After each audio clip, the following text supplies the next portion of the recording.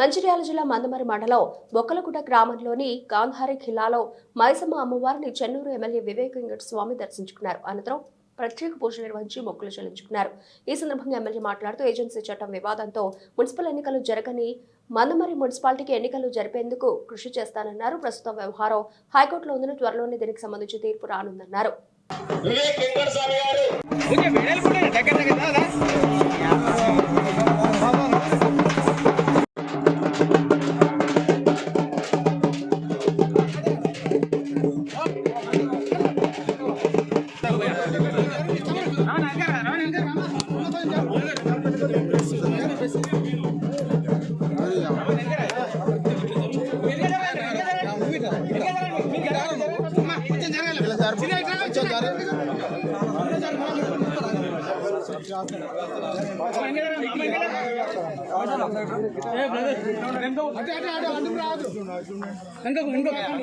Sir చూడండి sir చూడండి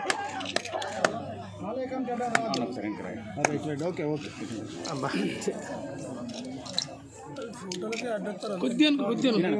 అయ్యా మీరు అట్లా ఉండాలి ఆ లెంత్ రావట్లేదు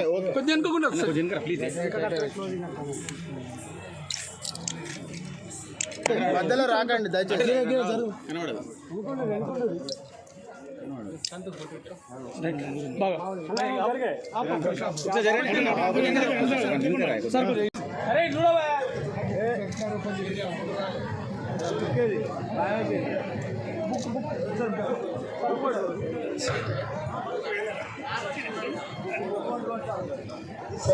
మేము ఇక్కడ పోలీస్ నాయకపోడు ఆధ్వర్యంలో వాలీబాల్ టోర్నమెంట్ నిర్వహించాం సార్. వాళ్ళకు ప్రైజ్ని ఇవ్వాల్సిందిగా కోరుకుంటున్నాం. ఇప్పుడు బుక్కగూడెంకు మొదటి ప్రైజ్గా టీం వేణప్ప బుక్కగూడెం ఫస్ట్ ప్రైజ్ 10,000 రూపాయలు ప్లస్ షేర్లు ఇవ్వాల్సిందిగా గౌరవనీయులు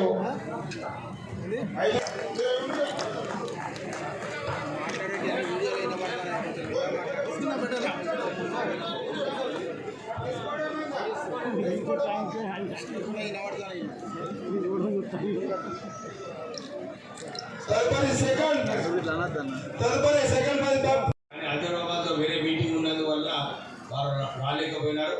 కానీ నేను మీ నాయకులకు అందరికీ కూడా భరోసా ఇప్పిస్తున్నా, నేను ఉంటా. కానీ మీరు నాతో ఎక్కువ టచ్లో ఉండాలి. ఖాళీ రాజన్న ఫోన్ చేస్తుంటాడు కానీ ఆయన సరిపోదు. అందరు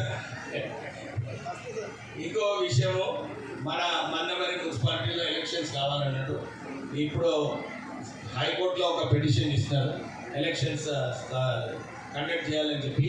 నేను కూడా కలెక్టర్ గారితో మాట్లాడి ఇదే చెప్పినాను. సుప్రీంకోర్టు ఏదైతే తీర్మానం ఇచ్చిందో 50% కార్పొరేటర్ పోస్ట్ అన్నీ కూడా ట్రైబల్స్కి అలొకేట్ చేయాలి, రిజర్వేషన్ పెట్టాలి.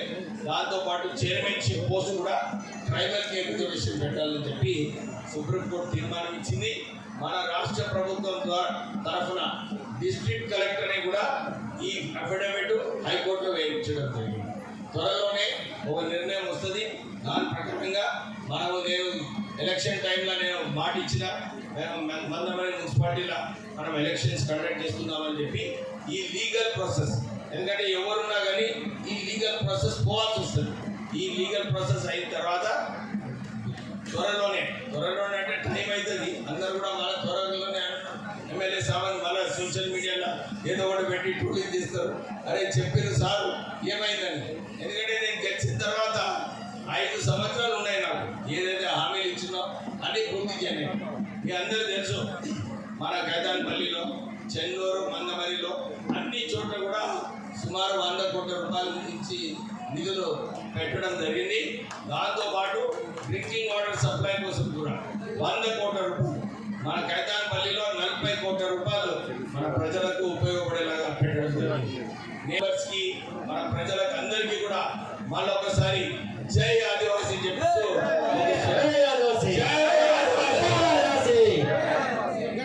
మైక్లు వస్తున్నది, వాళ్ళు ఎవరు అంటలేరు. ఏమయ్యా ఆదివాసులే రాగాదా? మరి ఏమి జై ఆదివాసీ, జై Adivasi. Thank you sir, thank you so much.